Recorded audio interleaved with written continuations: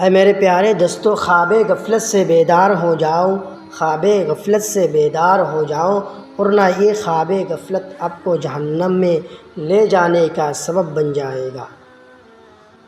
ایک مرتبہ حضرت حسن بصری رحمۃ اللہ علیہ راستے سے گزر رہا تھا، تو ان کے آگے ایک بچی گزر رہی تھی جو رو رو کر اپنے والد کی قبر میں جانے والی تھی۔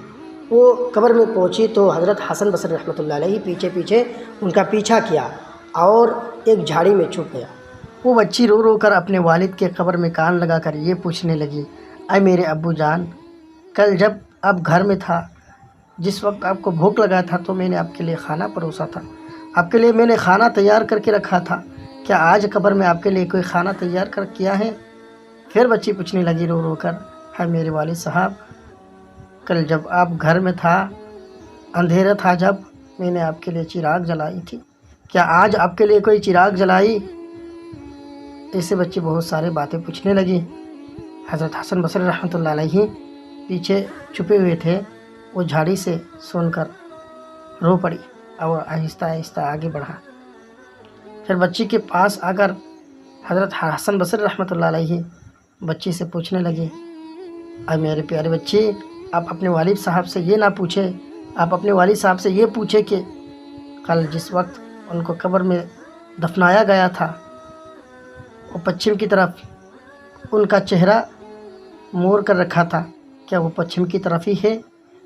اور ان کو جو کفن پہنایا گیا وہ کفن صحیح سالم ہے؟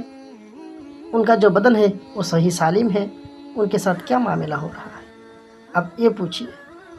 میرے بھائیو اور دوستو، قبر کے منظر بہت خطرناک ہے۔